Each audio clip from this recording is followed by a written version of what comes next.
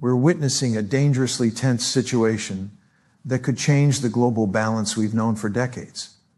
The United States is ramping up its rhetoric against Venezuela, but what many Americans fail to grasp is that Venezuela is no longer just a small, distant nation in our hemisphere. It's now a critical hub in a shifting geopolitical landscape, one where Russia and China are drawing lines America has never faced before. China has poured billions into Venezuela's oil sector, while Russia has military advisors and long-standing strategic ties on the ground. These aren't mere gestures, they're binding commitments. And here's the alarming part. Washington is still using strategies from the 1980s, acting as if we can move unilaterally in Latin America without repercussions, while Moscow and Beijing quietly consolidate a network of nations tired of U.S. dominance. Any military action against Caracas would not just be about confronting Maduro, it would be a direct challenge to Russian and Chinese interests. That kind of test could spark responses we are unprepared for, from economic blowback that disrupts markets to military maneuvers that edge us closer to direct confrontation between nuclear powers. This isn't a story about a single country anymore. It's a question of whether we're willing to risk a potential global conflict based on outdated assumptions about American supremacy. To understand how we reach this point, we need to look back because the Venezuelan crisis didn't happen overnight. It's the result of decades of American foreign policy choices that alienated our neighbors and pushed them toward our rivals. The roots of today's crisis go back to 1999, when Hugo Chavez became Venezuela's president. Washington faced a choice: engage pragmatically with his government despite political differences, or confront him from day one. Unfortunately, the U.S. chose confrontation, from backing the failed coup in 2002 to pursuing decades of isolation and regime change. We set in motion a chain of events that brought us to today. Chavez understood what many in Washington did not. The world was changing. The unipolar moment that followed the Soviet Union's collapse was already ending. China was rising rapidly, poised to become the world's second largest economy. Russia was recovering under Putin. Across Latin America, frustration with U.S. policies, IMF-driven austerity, trade deals favoring American corporations, and economic interventions was growing. Chavez leveraged that frustration and did something strategically smart. He turned to China and Russia, giving them a foothold in Latin America they had never had before. This wasn't just symbolic.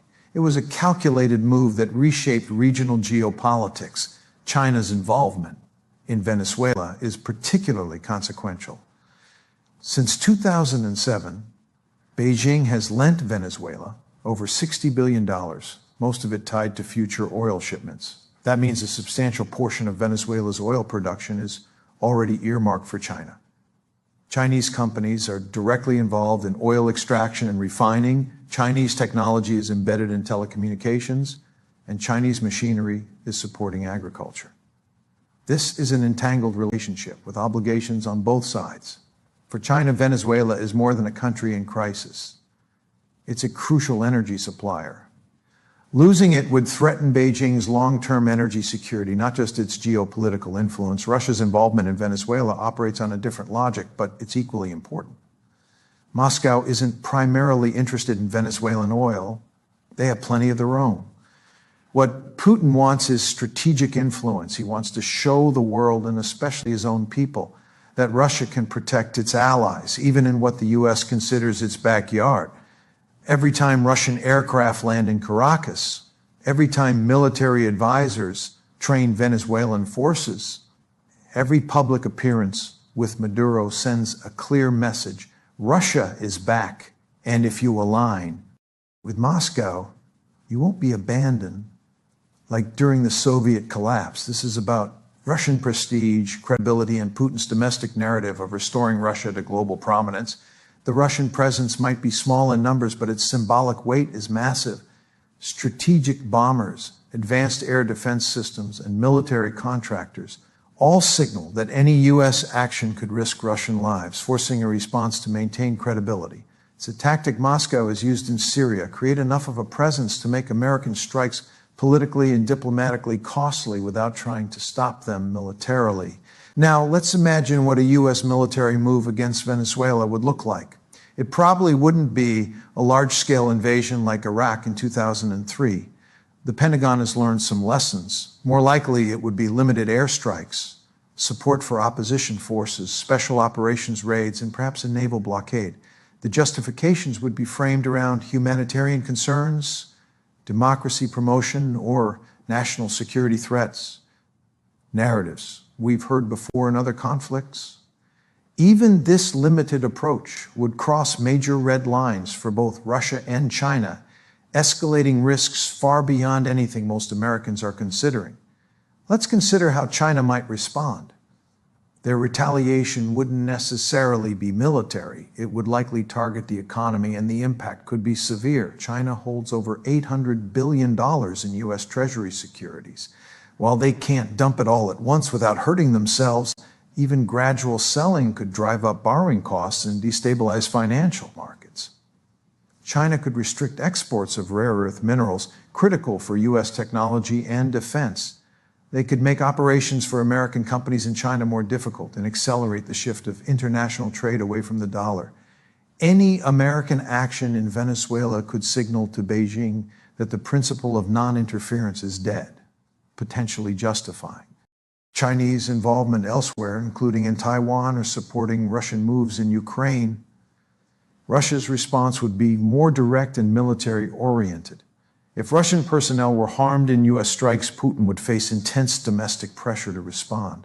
Moscow could escalate in Syria, disrupt American interests in Afghanistan, Africa, or elsewhere, launch cyber attacks against infrastructure, or even use Ukraine as leverage, calculating that the U.S. would be preoccupied with Venezuela. We also need to factor in how Latin American countries would react. Nations like Brazil, Mexico, Argentina, and Colombia have strong stakes in Venezuela's future. They remember U.S. interventions from the Cold War, Chile, Guatemala, Grenada, Panama, and the resentment hasn't faded.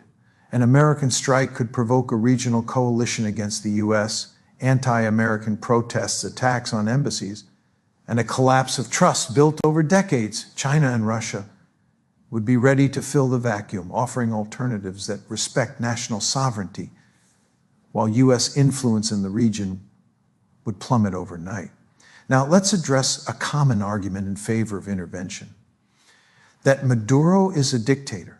His government is illegitimate, and Americans have a moral duty to act. I understand the concern. Venezuela is in crisis. Its economy is in collapse. Millions have fled, and basic services are failing.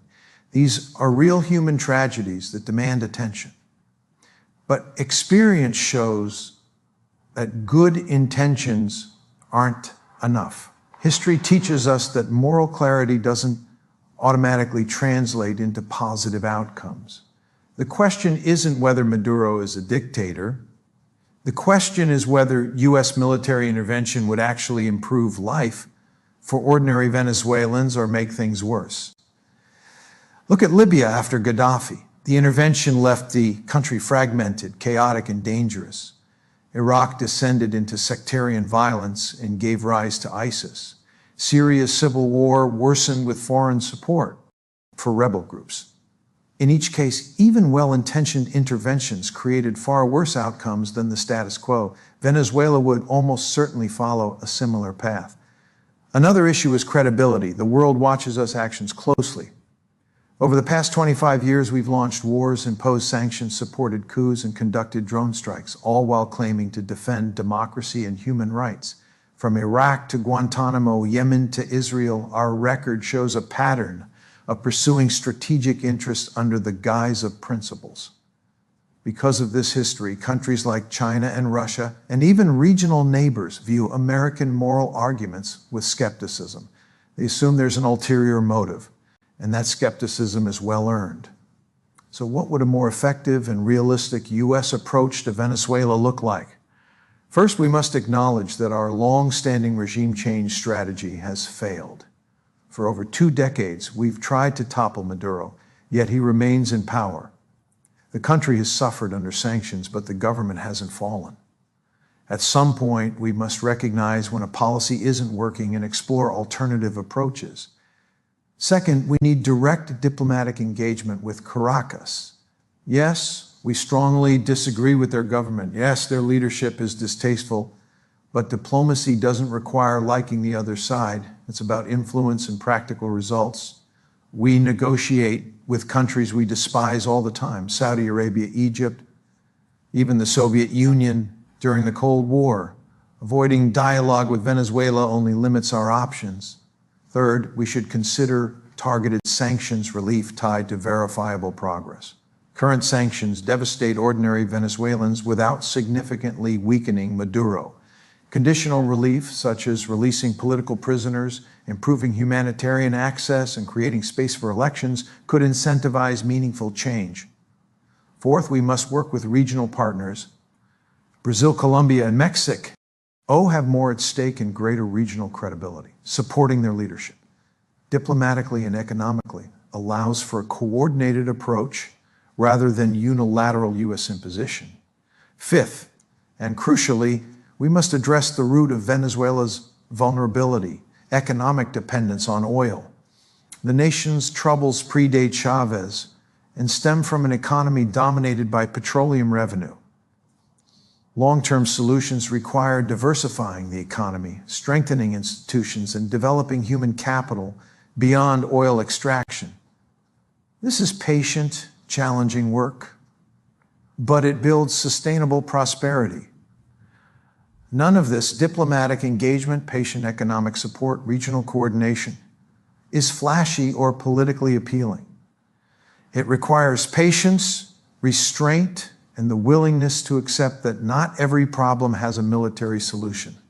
American foreign policy has long struggled with this. We want immediate results and decisive action, but history shows that our instinct to use force often backfires.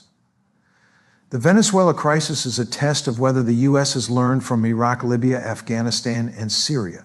It asks whether we can operate responsibly in a multipolar world where other great powers have interests and capabilities that limit our freedom of action. It tests whether we can pursue our values through diplomacy rather than the barrel of a gun. Most importantly, it challenges us to recognize that American power, while still enormous, is not unlimited. Treating it as such risks accelerating decline rather than ensuring security. The warning signs are clear. The lessons of past failures are evident. Yet the momentum toward confrontation continues. The crucial question is whether we wake up before it's too late or stumble into another disaster that makes the world more dangerous and the U.S. less secure. When we weigh the potential outcomes of military action in Venezuela, the choice becomes stark. On the upside, we might install a friendlier government, feel that we've defended democracy and human rights, and secure access to oil, though with U.S. energy production at record levels, that last point is questionable. On the downside, the risks are massive. We could trigger a major confrontation with Russia and China, destabilize Latin America, destroy diplomatic relationships in the hemisphere, and plunge Venezuela into chaos akin to Libya's. Regional conflicts could cascade as countries decide the old rules no longer apply. The potential benefits are uncertain and modest, the costs are enormous and potentially catastrophic. This isn't complex strategy, it's basic prudence. Prudence, humility, and patience are what once guided American foreign policy. They demand accepting limits, respecting sovereignty, and recognizing that military force is not always the answer. The world has changed. U.S. dominance is no longer uncontested. China is a global economic peer. Russia has rebuilt its military power. Regional actors are assertive, and alternative institutions challenge the old international order. Military interventions now carry far higher costs. Every move risks escalation, economic disruption, or geopolitical backlash. Venezuela is not a hill worth dying on. Acting recklessly could accelerate America's decline rather than secure its future. The test before us is whether we can finally match strategy with reality, pursue diplomacy over force, and recognize that restraint is sometimes the greatest demonstration of strength. The stakes could not be higher, and the consequences of miscalculation could be devastating.